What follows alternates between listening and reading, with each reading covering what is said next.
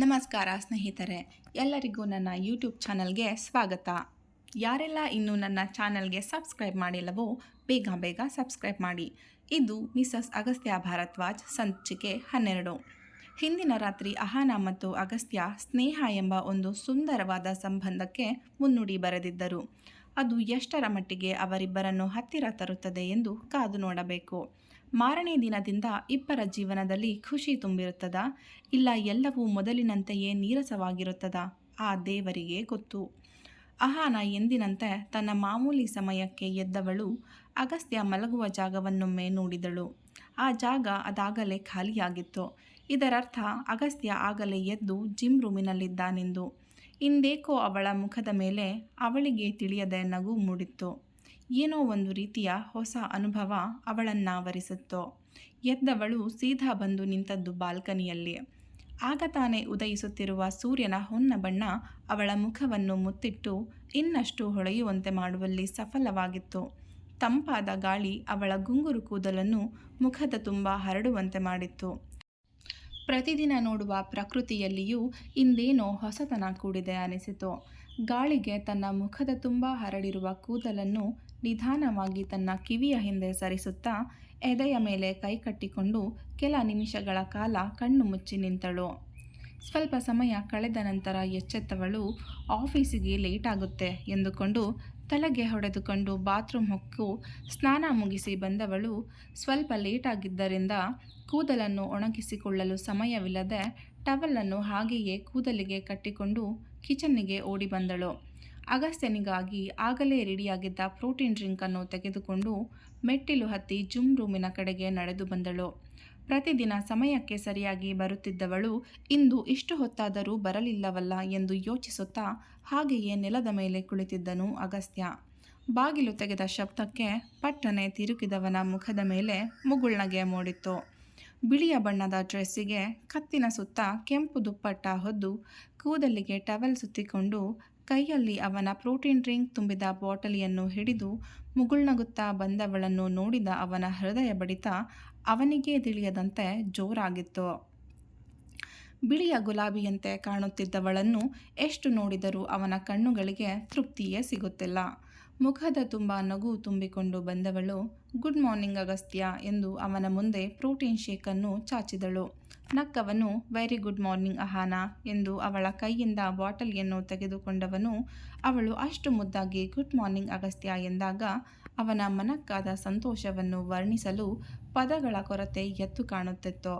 ಸಾರಿ, ಇವತ್ತು ಸ್ವಲ್ಪ ಲೇಟ್ ಆಯಿತು ಎಂದು ಅವನ ಮೇಲೆ ಎತ್ತಿದ ಬಾಟಲಿಯನ್ನು ಒಂದು ಬಾರಿಯೂ ಕೆಳಗಿಳಿಸದೆ ಒಂದೇ ಗುಟುಕಿಗೆ ಖಾಲಿ ಮಾಡಿದ್ದನ್ನು ಅದ್ಭುತವೆಂಬಂತೆ ನೋಡುತ್ತಾ ಹೇಳಿದಳು. ಈಗ ಅವಳಿಗೆ ಅಗಸ್ತ್ಯ ಶರ್ಟ್ ಹಾಕದೆ ತನ್ನ ಕಬ್ಬಿಣದಂತಹ ದೇಹವನ್ನು ಪ್ರದರ್ಶಿಸುವ ರೀತಿ ಮೊದಲಿನಂತೆ ಮುಜುಗರ ಉಂಟು ಮಾಡುತ್ತಿರಲಿಲ್ಲ. ಇಷ್ಟು ದಿನಗಳಲ್ಲಿ ಅವನ ಈ ಅಭ್ಯಾಸಕ್ಕೆ ಅದ್ಯಾವಾಗಲೋ ಹೊಂದಿಕೊಂಡು ಬಿಟ್ಟಿದ್ದಳು. ಅವನಿಗೋ ನಾಚಿಕೆಯೂ ಇಲ್ಲ. ಬಲ ಮಣಿಕಟ್ಟಿನಿಂದ ಬಲ ಕಿವಿಯವರೆಗೂ ಏನೇನೋ ಡಿಸೈನ್ ಇರುವ ಟ್ಯಾಟೂವನ್ನು ನೋಡಿದವಳಿಗೆ ಇವರೇನು ಮನುಷ್ಯನ ಅಥವಾ ರಾಕ್ಷಸನ? ಇಷ್ಟು ದೊಡ್ಡ ಟ್ಯಾಟೂ ಹಾಕಿಸಿಕೊಳ್ಳುವಾಗ ಇವರಿಗೆ ಸ್ವಲ್ಪವೂ ನೋವಾಗಲಿಲ್ವಾ? ಇವರ ಟ್ಯಾಟೂ ಕೂಡ ಇವರ ರೀತಿ ವಿಚಿತ್ರವಾಗಿದೆ ಎಂದು ಅವನ ಟ್ಯಾಟೂವನ್ನೇ ಗಮನಿಸುತ್ತಾ ನಿಂತಿದ್ದಳು.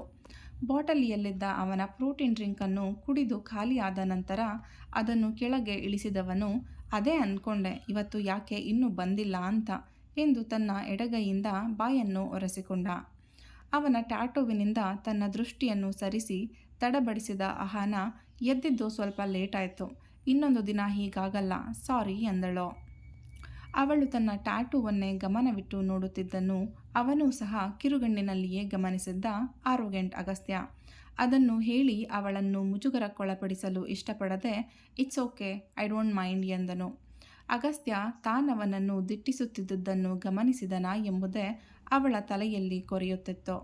ಅವನ ಮಾತಿಗೆ ಎಚ್ಚೆತ್ತು ಓಕೆ ಎಂದವಳಿಗೆ ಮುಂದೆ ಏನು ಹೇಳಬೇಕೆಂದು ತಿಳಿಯದೆ ಹಾಗೇ ನಿಂತಳು.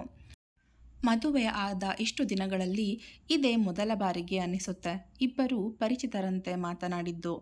ಇಬ್ಬರಿಗೂ ಸಹ ಮಾತಿಗೆ ತಡಕಾಡುವಂತಾಗುತ್ತಿತ್ತು. ಸರಿ, ಹಾಗಾದರೆ ನಾನು ಕೆಳಗೆ ಹೋಗಿರ್ತೀನಿ ಎಂದು ಇಬ್ಬರ ನಡುವಿನ ಮೌನವನ್ನು ಮುರಿದು ಅಗಸ್ತ್ಯ ಏನಾದರೂ ಹೇಳುವ ಮೊದಲೇ ಅಲ್ಲಿಂದ ಹೊರಟು ಹೋಗಿದ್ದಳು.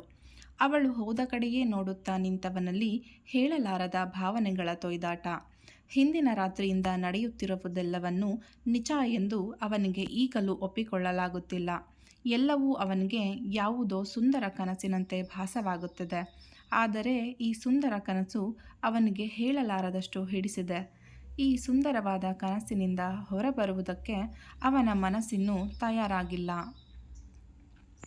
ಹಿಂದಿನ ರಾತ್ರಿ ಅಹಾನ ನಾವಿಬ್ಬರು ಸ್ನೇಹಿತರಾಗಿ ಇರೋಣ ಎಂದು ಅವಳಾಗಿಯೇ ಸ್ನೇಹದ ಹಸ್ತ ಚಾಚಿದಾಗ ಅವನಿಗೆ ಎಷ್ಟು ಆಶ್ಚರ್ಯವಾಗಿತ್ತೆಂದರೆ ಈ ಮಾತನ್ನು ನಿಜವಾಗಿಯೂ ಅಹಾನಾಳೆ ಹೇಳುತ್ತಿದ್ದಾಳೆ ಎಂದು ನಂಬಲು ಅಸಾಧ್ಯವಾಗಿತ್ತು. ಯಾಕೆಂದರೆ ಅಹಾನಾಳೆ ಮುಂದಾಗಿ ಅಗಸ್ತ್ಯನ ಜೊತೆ ಎಂದಿಗೂ ಮಾತನಾಡಿರಲಿಲ್ಲ. ಅವನ ಜೊತೆ ಮಾತನಾಡುವ ಕನಿಷ್ಠ ಕುತೂಹಲವನ್ನು ಕೂಡ ಒಂದು ದಿನವೂ ತೋರಿಸಿರಲಿಲ್ಲ.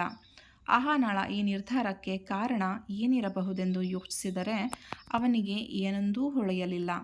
ಹಾಗಂತ ಅಹಾನ ಹೇಳಿದ ಕಾರಣವನ್ನು ಅವನಿಗೆ ಸಂಪೂರ್ಣವಾಗಿ ಒಪ್ಪಿಕೊಳ್ಳಲು ಸಾಧ್ಯವಾಗಿರಲಿಲ್ಲ. ಆದರೆ ಅವರಿಬ್ಬರ ನಡುವಿನ ಈ ಚಿಕ್ಕ ಬದಲಾವಣೆ ಮಾತ್ರ ಅಗಸ್ತ್ಯನಿಗೆ ಇಷ್ಟವಾಗಿತ್ತು. ಒಂದೇ ರೂಮಿನಲ್ಲಿದ್ದರೂ ಸಹ ಅಪರಿಚಿತರಂತೆ ವರ್ತಿಸುವುದು ಈಗೀಗ ಅವನಿಗೂ ಸಹ ಹಿಂಸೆ ಅನಿಸುತ್ತಿತ್ತು. ಅದಕ್ಕೆ ಮುಖ್ಯ ಕಾರಣವೆಂದರೆ ಅಹಾನಾಳ ಪ್ರಶಾಂತವಾದ ಮುಖ. ಅವನು ಹೇಳಿದ ಎಲ್ಲ ನಿಯಮಗಳನ್ನು ಯಾಕೆ ಎಂದು ಒಂದು ಬಾರಿಯೂ ಪ್ರಶ್ನಿಸದೆ, ಅವಶ್ಯಕತೆಗಿಂತ ಹೆಚ್ಚಾಗಿ ಒಂದು ಮಾತನ್ನೂ ಸಹ ಹೆಚ್ಚಾಗಿ ಆಡದೆ ತನ್ನ ಪಾಡಿಗೆ ತಾನು ಇರುತ್ತಿದ್ದವಳು ಅವನು ವ್ಯಂಗ್ಯವಾಡಿದರೂ ಕೂಡ ಅದನ್ನು ಸಹಿಸಿಕೊಂಡು ಅವನ ತಂದೆ ತಾಯಿಯ ಬಳಿ ಅವನ ಬಗ್ಗೆ ಯಾವುದೇ ರೀತಿಯ ಕೆಟ್ಟ ಮಾತುಗಳನ್ನಾಡದೆ ಎಲ್ಲವೂ ಸರಿಯಿದೆ ಎಂದು ಎಲ್ಲರನ್ನೂ ನಂಬಿಸುತ್ತಾ ಪ್ರತಿದಿನ ನಗುತ್ತಾ ಇರುತ್ತಿದ್ದವಳನ್ನು ನೋಡಿದಾಗ ಅವನ ವರ್ತನೆಯ ಮೇಲೆ ಅವನಿಗೆ ಕೋಪ ಬರುತ್ತಿತ್ತು. ಹಾಗಾಗಿ 2 ದಿನಗಳ ಹಿಂದೆ ಅಗಸ್ತ್ಯ ಅಹಾನಾಳ ಜೊತೆ ಮೊದಲಿನಾಗಿ ಕಟುವಾಗಿ ಅಲ್ಲದಿದ್ದರೂ ಸ್ವಲ್ಪ ಮೃದುವಾಗಿ ನಡೆದುಕೊಳ್ಳಬೇಕು ಎಂದು ನಿರ್ಧರಿಸಿದ. ಅದೇ ಸಮಯಕ್ಕೆ ಅಹಾನ ಕೂಡ ಸ್ನೇಹ ಹಸ್ತ ಚಾಚಿದಾಗ ಬೇಡವೆನ್ನದೆ ಸ್ವೀಕರಿಸಿದ್ದ. ಇದರಿಂದ ಅವಳ ಮುಂದೆ ಅವನು ಮೆತ್ತಗಾಗುವ ಸಂದರ್ಭ ಬರಲಿಲ್ಲ ಮತ್ತು ಅವನ ಅಹಂಗೆ ಕೂಡ ಯಾವುದೇ ರೀತಿಯ ಧಕ್ಕೆ ಉಂಟಾಗಲಿಲ್ಲ. ಯಾವುದೋ ಫೋನ್ ಕಾಲ್ ಬಂದಾಗ ಎಚ್ಚೆತ್ತವನು ಫೋನ್ ರಿಸೀವ್ ಮಾಡಿ ಮಾತನಾಡುತ್ತಾ ರೂಮಿಗೆ ಹೋಗಿ ಸ್ನಾನ ಮುಗಿಸಿ ಎಂದಿನಂತೆ ಟವಲಿನಿಂದ ಹೊರಬಂದಿದ್ದ. ಹಿಂದಿನ ದಿನದಂತೆ ಅವನನ್ನು ಕೇವಲ ಟವಲಿನಲ್ಲಿ ನೋಡುವ ಯಾವುದೇ ಇಂಟ್ರೆಸ್ಟ್ ಇಲ್ಲದ ಅಹಾನ ಈ ಪರಿಸ್ಥಿತಿ ಮತ್ತೆ ಮರುಕಳಿಸಬಾರದು ಎಂಬ ಮುಂದಾಲೋಚನೆಯಿಂದ ಇಂದು ಸ್ನಾನ ಮುಗಿಸಿದ ತಕ್ಷಣವೇ ಆಫೀಸಿಗೆ ಹೋಗುವ ಬಟ್ಟೆ ಧರಿಸಿ ಬುದ್ಧಿವಂತಳಾಗಿದ್ದಳು. ಎಲ್ಲರೂ ಒಟ್ಟಾಗಿ ಕುಳಿತು ತಿಂಡಿ ತಿಂದ ನಂತರ ಅಗಸ್ತ್ಯ ಅಹಾನ ಇಬ್ಬರೂ ತಮ್ಮ ತಮ್ಮ ಗಾಡಿಯಲ್ಲಿ 5 ನಿಮಿಷಗಳ ಅಂತರದಲ್ಲಿ ಆಫೀಸಿನ ಮುಂದಿದ್ದರು. ಅಹಾನ ತನ್ನ ID ಕಾರ್ಡ್ ಸ್ವೈಪ್ ಮಾಡಿ ಲಿಫ್ಟಿನ ಮೂಲಕ ಕ್ಯಾಬಿನ್ ಹೊಕ್ಕಳು. ಅವಳ ಹಿಂದೆ ಅಗಸ್ತ್ಯನೂ ಅವನ ಕ್ಯಾಬಿನ್ ಹೊಕ್ಕಿದ್ದ. ಅಹಾನ ತನ್ನ ಕ್ಯಾಬಿನಿನಲ್ಲಿ ಕುಳಿತು ಅಗಸ್ತ್ಯನ ಇಂದಿನ ಶೆಡ್ಯೂಲ್ ನೋಡುತ್ತಿದ್ದಳು. ಆಗಲೇ ಇಂಟರ್ಕಾಮ್ ಮೂಲಕ ಕರೆ ಬಂದಿತ್ತು. ರಿಸೀವ್ ಮಾಡಿ ಹೆಲೋ ಎಂದವಳಿಗೆ bring me my black coffee ಎಂದು ಅತ್ತ ಕಡೆಯಿಂದ ಹೇಳಿದ್ದನು ಅಗಸ್ತ್ಯ. ಆದರೆ ನಿನ್ನೆಯಂತೆ ಅವಳು ಓಕೆ ಎನ್ನುವುದಕ್ಕೂ ಮೊದಲು ಫೋನ್ ಕಟ್ ಮಾಡಲಿಲ್ಲ. ಅವನ ಧ್ವನಿ ಹಿಂದಿನ ದಿನದಷ್ಟು ಗಡುಸಾಗಿರಲಿಲ್ಲ. 5 ಮಿನಿಟ್ಸ್ ಸರ್ ಎಂದು ನಕ್ಕು ರಿಸೀವರ್ ಕೆಳಗಿಟ್ಟವಳ ಮುಖದ ಮೇಲೆ ಅರಿಯದೆ ಒಂದು ನಗು ಮೂಡಿತ್ತು. ಕಾಫಿ ಮಾಡುವ ಮಷೀನಿನ ಬಳಿ ಬಂದವಳು ಅವನ ರುಚಿಗೆ ತಕ್ಕನಾಗಿ ಕಾಫಿ ಪೌಡರ್ ಹಾಕಿ ಅದಕ್ಕೆ ನೀರು ಸೇರಿಸಿ ಕುದಿಯಲು ಇಟ್ಟಳು. ಅದೇ ಸಮಯಕ್ಕೆ ಕಾಫಿ ಮಾಡಿಕೊಳ್ಳಲು ಬಂದ ಇನ್ನಿಬ್ಬರು ಲೇಡಿ ಸ್ಟಾಫ್ಗಳು ಅಹಾನಾಳನ್ನು ನೋಡಿ ಒಂದು ನಗು ನೀಡಿದರು. ನಗದಿದ್ದರೆ ತನ್ನ ಬಗ್ಗೆ ತಪ್ಪಾಗಿ ತಿಳಿಯಬಹುದೆಂದು ಅಹಾನ ಕೂಡ ನಕ್ಕಳು. ನೀವು ಬಾಸ್ ಹೊಸ PA ಅಲ್ವಾ ಎಂದು ಮುಂದೆ ಬಂದು ಕೇಳಿದವಳು ನೇಹಾ ಎಂದು ತನ್ನ ಪರಿಚಯ ಮಾಡಿಕೊಂಡಳು. ಇನ್ನೊಬ್ಬಳು ನನ್ನ ಹೆಸರು ಸುಮನಾ ಎಂದಳು. ಐ ಆಮ್ ಅಹಾನ ಸರ್ ಹೊಸ PA ಎಂದು ಅವಳು ಕೂಡ ಇಬ್ಬರಿಗೂ ಹ್ಯಾಂಡ್ ಶೇಕ್ ಮಾಡಿದಳು. ನಮ್ಮ ಬಾಸ್ ತುಂಬ ಕೋಪಿಷ್ಟ, ಡೆವಿಲ್, ಆರೋಗೆಂಟ್. ಆ ಯಪ್ಪ ನಮ್ಮನ್ನು ನೋಡಿದ್ರೆ ನಮ್ಮ ಕೈಕಾಲೆಲ್ಲ ನಡುಗುತ್ತೆ. ನೀವು ಅವರ ಬಳಿ ಸ್ವಲ್ಪ ತಾಳ್ಮೆಯಿಂದ ಇರಿ ಎಂಬ ಬಿಟ್ಟಿ ಸಲಹೆ ಕೊಟ್ಟಳು ನೇಹಾ. ನೇಹಳ ಮಾತು ಕೇಳಿ ಅಹಾನಗೆ ನಗು ಬಂತು. ಹೌದಾ ಎಂದು ಮುಗ್ಧಳಂತೆ ನಟಿಸಿ ಕೇಳಿದಳು. ನೀವು ಇಷ್ಟು ಸಾಫ್ಟ್ ಇದ್ದರೆ ಆದಷ್ಟು ಬೇಗ ನಿಮಗೆ ಇಲ್ಲಿಂದ ಗೇಟ್ ಪಾಸ್ ಕೊಡ್ತಾರೆ ಅಷ್ಟೇ ಎಂದು ಸುಮನಾ ನಕ್ಕಳು. ನನಗೇನೋ ಅವರು ಅಷ್ಟೊಂದು ಕೋಪಿಷ್ಟ ಅನಿಸುವುದಿಲ್ಲ ಎಂದಳು ಅಹಾನ. ಇನ್ನೊಂದು ಸ್ವಲ್ಪ ದಿನಗಳಲ್ಲಿ ಎಲ್ಲವೂ ನಿಮಗೆ ತಿಳಿಯುತ್ತೆ. ಎನಿವೆ ನಿಮ್ಮನ್ನು ಇನ್ನೊಂದು ಬಾರಿ ಇಲ್ಲಿ ನೋಡ್ತೀವೋ ಇಲ್ವೋ ಗೊತ್ತಿಲ್ಲ. ಆಲ್ ದಿ ಬೆಸ್ಟ್ ಎಂದು ಇಬ್ಬರು ತಮಗೆ ಕಾಫಿ ಮಾಡಿಕೊಳ್ಳಲು ಹೊರಟು ಹೋದರು. ಇಂಟ್ರೆಸ್ಟಿಂಗ್ ಎಂದು ನಕ್ಕ ಅಹಾನ ತಯಾರಾಗಿದ್ದ ಕಾಫಿಯ ಲೋಟಕ್ಕೆ ಹಾಕಿಕೊಂಡು ಅಗಸ್ತ್ಯನ ರೂಮಿನ ಮುಂದೆ ಡೋರ್ ನಾಕ್ ಮಾಡಿದಳು. ಕಮ್ ಇನ್ ಎಂಬ ಧ್ವನಿ ಕೇಳಿ ಒಳಗೆ ಬಂದವಳು ಯುವರ್ ಕಾಫಿ ಸರ್ ಎಂದು ಅವನ ಮುಂದೆ ಕಾಫಿಯ ಕಪ್ಪನ್ನು ಹಿಡಿದಳು. ಕಾಫಿಯನ್ನು ತೆಗೆದುಕೊಂಡವನು ಮೊದಲ ಬಾರಿಗೆ ಥ್ಯಾಂಕ್ಸ್ ಎಂದಿದ್ದ. ಅವನ ನಡೆಗೆ ಅವನಿಗೇ ಆಶ್ಚರ್ಯವಾಗಿತ್ತು. ಅಹಾನಾಗೆ ಅಗಸ್ತ್ಯ ಥ್ಯಾಂಕ್ಸ್ ಹೇಳಿದ್ದಕ್ಕೆ ನೇಹಾ ಮತ್ತು ಸುಮನ ಅಗಸ್ತ್ಯನ ಬಗ್ಗೆ ಕೊಟ್ಟ ಬಿಲ್ಡಪ್ ನೆನೆದು ನಗು ಬಂದಿತು. ನಗುವನ್ನು ಕಂಟ್ರೋಲ್ ಮಾಡಿಕೊಂಡು ಎನಿಥಿಂಗ್ ಎಲ್ಸ್ ಸರ್ ಎಂದು ಕೇಳಿದಳು. ಇವತ್ತಿನ ನನ್ನ ಶೆಡ್ಯೂಲ್ ಏನು ಎಂದನು ಕಾಫಿಯನ್ನು ಹೀರುತ್ತಾ. ಈಗ ತಾನೇ ನಿಮ್ಮ ಶೆಡ್ಯೂಲ್ ಅರೇಂಜ್ ಮಾಡ್ತಿದ್ದೆ. Give me 5 minutes, schedule finalise ಮಾಡಿ ತರ್ತೇನೆ ಎಂದಳು. ನಾಳೆಯಿಂದ ನಾನು ಬರೋದ್ರೊಳಗೆ ನನ್ನ ಶೆಡ್ಯೂಲ್ ರೆಡಿ ಇರಬೇಕು.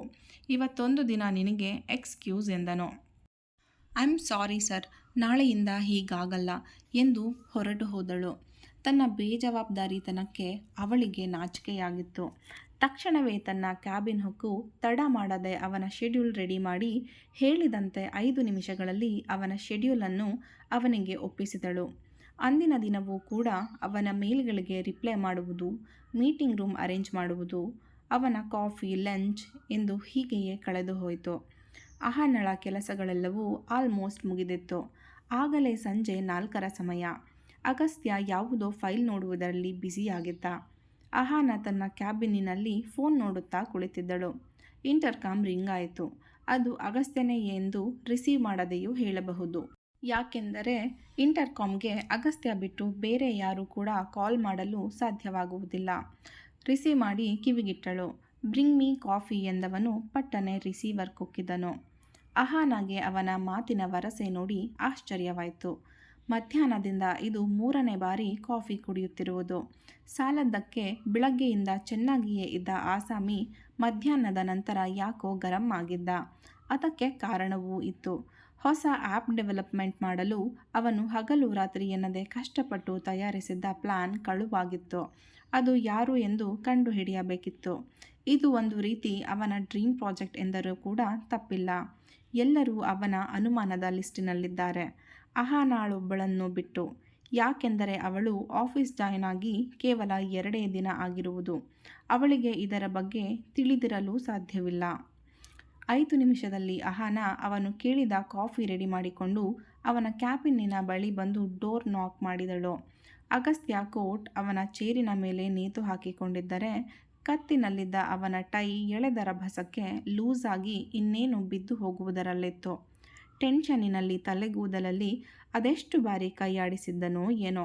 ಬೆಳಗ್ಗೆ ನೀಟಾಗಿ ಜೆಲ್ ಹಾಕಿ ಸೆಟ್ ಮಾಡಿದ್ದ ಕೂದಲು ಸಂಪೂರ್ಣವಾಗಿ ಕೆದರಿ ಹೋಗಿತ್ತು. ಸರ್ ಎಂದವಳು ಕಾಫಿಯನ್ನು ಅವನ ಮುಂದೆ ಹಿಡಿದಳು. ಕಪ್ ತೆಗೆದುಕೊಂಡವನು ಅವಳ ಮುಖವನ್ನು ಕೂಡ ನೋಡದೆ ಕುಡಿಯಲು ಶುರು ಮಾಡಿದ. ಅಹಾನಳಿಗೆ ಅವನ ವರ್ತನೆಯಿಂದ ತುಂಬ ಅಲ್ಲದಿದ್ದರೂ ಸ್ವಲ್ಪ ಬೇಜಾರಾಯಿತು. ಕಾಫಿ ಕೊಟ್ಟಾಯ್ತಲ್ಲ, ಇನ್ನೇನು ಹೊರಡಬಹುದು. ಅವಳು ಇನ್ನೂ ಅಲ್ಲಿಯೇ ನಿಂತಿದ್ದನ್ನು ನೋಡಿ ಹೇಳಿದ. ಮೊದಲೇ ನಿರ್ಧರಿಸಿದವಳಂತೆ ಏನೋ ಹೇಳಬೇಕಿತ್ತು ಎಂದಳು. ಏನು ಎನ್ನುವಂತೆ ಹುಬ್ಬು ಹಾರಿಸಿ ಕೇಳಿದ. ಮಧ್ಯಾಹ್ನದಿಂದ ಇಲ್ಲಿವರೆಗೆ ನೀವು ಇದಕ್ಕೆ 3ನೇ ಬಾರಿ ಕಾಫಿ ಕುಡಿತಿರೋದು. ಇಷ್ಟೊಂದು ಬ್ಲಾಕ್ ಕಾಫಿ ಕುಡಿಯುವುದು ಆರೋಗ್ಯಕ್ಕೆ ಒಳ್ಳೆಯದಲ್ಲ ಎಂದಳು ನಿಧಾನವಾಗಿ. ಅವನು ಅವಳ ಕಡೆ ಕೆಂಗಣ್ಣಿನಿಂದ ಒಮ್ಮೆ ನೋಡಿದ. ಅವ ರೇಗಿಬಿಟ್ಟರೆ ಎಂದು ಥಟ್ಟನೆ ತಲೆ ತಗ್ಗಿಸಿಬಿಟ್ಟಳು. ಸುಮ್ಮನೆ ಇಷ್ಟೊಂದು ಕಾಫಿ ಕುಡಿತಿಲ್ಲ, ನನಗಿರುವ ಟೆನ್ಷನ್ ನಿನಗೆ ಹೇಗೆ ಗೊತ್ತಾಗಬೇಕು ಎಂದನು ಕೋಪದಲ್ಲಿ. Sir, if you don't mind, ಏನು ಪ್ರಾಬ್ಲಮ್ ಅಂತ ಹೇಳಿದ್ರೆ ನನಗೆ ಅದರ ಬಗ್ಗೆ ಗೊತ್ತಿದ್ರೆ ಅದನ್ನು ಸಾಲ್ವ್ ಮಾಡೋದಕ್ಕೆ ಹೆಲ್ಪ್ ಮಾಡ್ತೇನೆ ಎಂದಳು ಸ್ವಲ್ಪ ಧೈರ್ಯ ವಹಿಸಿ. ಚೇರಿನಿಂದ ಎದ್ದವನು ಅವಳನ್ನೇ ಗುರಾಯಿಸುತ್ತಾ ಒಂದೊಂದೇ ಹೆಜ್ಜೆ ಇಟ್ಟು ಅವಳ ಬಳಿ ಬರುತ್ತಿದ್ದರೆ ಅಹಾನಳ ಹೃದಯ ಭಯಕ್ಕೆ ಜೋರಾಗಿ ಹೊಡೆದುಕೊಳ್ಳಲು ಶುರು ಮಾಡಿತು. ಸುಮ್ಮನೆ ಇದ್ದಿದ್ದರೆ ಆಗುತ್ತಿತ್ತು. ಇದೆಲ್ಲ ನನಗೆ ಬೇಕಾಗಿತ್ತಾ? ಇವಾಗ ಬಾಯಿಗೆ ಬಂದ ಹಾಗೆ ಬೈದರೆ ಏನು ಮಾಡಲಿ ಎಂದು ಮನಸ್ಸಿನಲ್ಲಿಯೇ ಹಲುಬಿಕೊಂಡಳು. ನೀನು ಇಂಜಿನಿಯರ್ರಾ ಎಂದನು ಅವಳನ್ನೇ ದಿಟ್ಟಿಸುತ್ತಾ. ಬಹುವಚನ ಅದ್ಯಾವಾಗ ಏಕವಚನಕ್ಕೆ ಮಾರ್ಪಾಡಾಗಿತ್ತೋ ತಿಳಿಯಲಿಲ್ಲ. ಇದಕ್ಕೆ 2ನೇ ಬಾರಿ ಅವಳನ್ನು ಏಕವಚನದಲ್ಲಿ ಸಂಬೋಧಿಸಿದ್ದ. ಇಲ್ಲ ಎನ್ನುವಂತೆ ಅಡ್ಡಡ್ಡ ತಲೆ ಆಡಿಸಿದಳು. ಮತ್ತೆ ಇದ್ರ ಬಗ್ಗೆ ನಿನಗೆ ಏನೂ ಗೊತ್ತಿರಲ್ಲ ಬಿಡು ಎಂದನು. ಓಕೆ ಎನ್ನುವಂತೆ ತಲೆ ಆಡಿಸಿದಳು. ಬಾಯಿಗೆ ಬಂದ ಹಾಗೆ ಬೈದು ಎಲ್ಲಿ ಕ್ಯಾಬಿನ್ನಿಂದ ಆಚೆ ಹಾಕುತ್ತಾನೋ ಎಂದು ಹೆದರಿಕೊಂಡಿದ್ದವಳಿಗೆ ಸ್ವಲ್ಪ ಉಸಿರು ಬಂದಂತಾಗಿತ್ತು. ಯು ಕ್ಯಾನ್ ಗೋ ಎಂದವನು ತನ್ನ ಜಾಗದಲ್ಲಿ ಬಂದು ಕುಳಿತು ಮತ್ತೊಮ್ಮೆ ಫೈಲ್ ಚೆಕ್ ಮಾಡುವುದರಲ್ಲಿ ಬ್ಯುಸಿಯಾದ. ಏನೊಂದು ಅರ್ಥವಾಗದೆ ಟೆನ್ಷನ್ನಿನಲ್ಲಿ ತಲೆ ಸಿಡಿಯಲು ಶುರುವಾಗಿತ್ತು ಅವನಿಗೆ. ಹಣೆಯನ್ನು ಗಟ್ಟಿಯಾಗಿ ಹಿಡಿದುಕೊಂಡು ತನ್ನ ಕೈಗಳಲ್ಲಿ ಮುಖ ಹುದುಗಿಸಿ ದೀರ್ಘವಾಗಿ ನಿಟ್ಟುಸಿರು ಬಿಟ್ಟವನನ್ನು ನೋಡಲಾಗದೆ, ಸರ್, ಹೆಡ್ ಮಸಾಜ್ ಮಾಡಲಾ? ನಿಮ್ಮ ತಲೆನೋವು ಸ್ವಲ್ಪ ಕಡಿಮೆ ಆಗಬಹುದು ಎಂದಳು. ಒಂದು ಕ್ಷಣ ಯೋಚಿಸಿದವನು ಹ್ಞೂ ಎಂದು ತಲೆ ಆಡಿಸಿದ. ಸಿಕ್ಕ ಚಾನ್ಸ್ ಯಾಕೆ ಬಿಡಬೇಕು ಎನ್ನುವುದು ಅವನ ವಾದವಾಗಿತ್ತು. ಮರುಕ್ಷಣವೇ ಅಹಾನ ತನ್ನ ಕ್ಯಾಬಿನ್ನಿಗೆ ತೆರಳಿ ಬಾಂಬ್ ಒಂದನ್ನು ತಂದಳು. ಅಗಸ್ತ್ಯ ತನ್ನ ಚೇರಿನಲ್ಲಿ ಹಿಂದಕ್ಕೆ ಒರಗಿ ಕಂಫರ್ಟಬಲ್ ಆಗಿ ಕುಳಿತುಕೊಂಡು ಕಣ್ಣು ಮುಚ್ಚಿದ. ಅಹಾನ ಪೇನ್ ರಿಲೀಫ್ ಬಾಂಬನ್ನು ಸ್ವಲ್ಪವೇ ತೆಗೆದುಕೊಂಡು ಅವನ 2 ಹುಬ್ಬಿನ ಜಾಗದಿಂದ ಸ್ವಲ್ಪ ಮೇಲೆ ಹಚ್ಚಿ ಮಸಾಜ್ ಮಾಡಲು ಶುರು ಮಾಡಿದಳು. ಅಹಾನಳ ತಣ್ಣನೆಯ ಮೃದು ಕೈಗಳು ಅವನ ಹಣೆಯ ಮೇಲೆಲ್ಲ ಓಡಾಡುತ್ತಿದ್ದರೆ ಅಗಸ್ತ್ಯನಿಗೆ ಸ್ವರ್ಗದಲ್ಲಿ ತೇಲಾಡಿದಂತಹ ಅನುಭವವಾಗುತ್ತಿತ್ತು. ಕಣ್ಣು ಮುಚ್ಚಿ ತನ್ನ ಹಣೆಯ ಮೇಲಿನ ಅವಳ ಮೃದು ಕೈಗಳ ಸ್ಪರ್ಶವನ್ನು ಆಸ್ವಾದಿಸತೊಡಗಿದ. 2 ನಿಮಿಷ ಕಳೆದಂತೆ ಅಗಸ್ತ್ಯನ ದೇಹ ಸ್ವಲ್ಪ ಸಡಿಲವಾದಂತಾಯಿತು. ಅವಳಿಗೆ ಅಗಸ್ತ್ಯನಿಗೆ ಸ್ವಲ್ಪ ತಲೆನೋವು ಕಡಿಮೆ ಆಗಿರಬಹುದು ಎನಿಸಿತು. ಹೀಗೆಯೇ 10 ನಿಮಿಷಗಳ ಕಾಲ ನಿಧಾನವಾಗಿ ಮಸಾಜ್ ಮಾಡಿದಳು. 10 ನಿಮಿಷ ಕಳೆದ ನಂತರ ಅವಳಿಗೆ ಕೈ ನೋಯಲು ಶುರುವಾದವು. ಇವನೋ ನಿಲ್ಲಿಸು ಅಂತಲೂ ಹೇಳದೆ ಆರಾಮಾಗಿ ಕಣ್ಣು ಮುಚ್ಚಿ ಮಲಗಿಯೇ ಬಿಟ್ಟಿದ್ದಾನೆ. ಕಡೆಗೂ ಕೈ ನೋವು ತಡೆಯಲಾಗದೆ ಸರ್ ಎಂದು ಕರೆದಳು. No response. ಮತ್ತೊಮ್ಮೆ ಸರ್ ಎಂದಳು. ಅವನು ಅಲ್ಲಾಡಲಿಲ್ಲ. ಅಗಸ್ತ್ಯ ಎಂದು ಈ ಬಾರಿ ಸ್ವಲ್ಪ ಜೋರಾಗಿ ಕೂಗಿದಳು. ದಡಬಡಿಸಿ ಎದ್ದವನು ವಾಟ್ ಎಂದ ಜೋರಾಗಿ. ಈಗ ತಾನೇ ನಿದ್ದೆ ಹತ್ತಲು ಶುರುವಾಗಿದ್ದರಿಂದ ಅವನ ಕಣ್ಣುಗಳು ಸ್ವಲ್ಪ ಕೆಂಪಗಾಗಿದ್ದವು. ಅವನು ಕಿರಿಚಿದ ರೀತಿಗೆ ಅವಳಿಗೆ ಭಯವಾಗಿ, ಅದು ನೀವು ಹಾಗೆ ಮಲಗಿಬಿಟ್ಟಿದ್ದಿರಿ, ಅದಕ್ಕೆ ಎಬ್ಬಿಸಿದೆ ಎಂದಳು ತಡವರಿಸುತ್ತಾ. ಹೋ ಎಂದು ಮತ್ತೊಮ್ಮೆ ತನ್ನ ಕೂದಲಿನಲ್ಲಿ ಕೈಯಾಡಿಸಿಕೊಂಡು ಥ್ಯಾಂಕ್ಸ್ ಫಾರ್ ದ ಮಸಾಜ್, ಈಗ ಸ್ವಲ್ಪ ರಿಲೀಫ್ ಆಯಿತು ಅನ್ನಿಸ್ತಿದೆ ಎಂದನು. ಅವಳ ಮುಖದ ಮೇಲೆ ಮುಗುಳ್ನಗೆ ಮೂಡಿತು. ಇಟ್ಸ್ ಮೈ ಡ್ಯೂಟಿ ಎಂದಳು. ಯು ಕ್ಯಾನ್ ಗೋ ಎಂದನು. ಸರಿ ಎಂದು ಅದಕ್ಕಾಗಿಯೇ ಕಾದಿದ್ದವಳಂತೆ ಹೊರಟು ಹೋದಳು. ತನ್ನ ಹಣೆಯ ಮೇಲೆ ಕೈಯಾಡಿಸಿದವನ ಮುಖದ ಮೇಲೆ ಒಂದು ನಗು ಮೂಡಿತ್ತು. ಸಂಚಿಕೆ ಮುಂದುವರಿಯುತ್ತದೆ. ಇಂದಿನ ವಿಡಿಯೋ ನಿಮಗೆಲ್ಲರಿಗೂ ಇಷ್ಟವಾಗಿದ್ದಲ್ಲಿ ತಪ್ಪದೇ ವಿಡಿಯೋವನ್ನು ಲೈಕ್ ಮಾಡಿ, ಶೇರ್ ಮಾಡಿ ಹಾಗೂ ಕಮೆಂಟ್ ಮೂಲಕ ನಿಮ್ಮ ಅಭಿಪ್ರಾಯ ತಿಳಿಸುವುದನ್ನು ಮರೆಯದಿರಿ. ಮುಂದಿನ ಸಂಚಿಕೆಯಲ್ಲಿ ಸಿಗೋಣ. ಅಲ್ಲಿಯವರೆಗೂ ಬಾಯ್ ಬಾಯ್.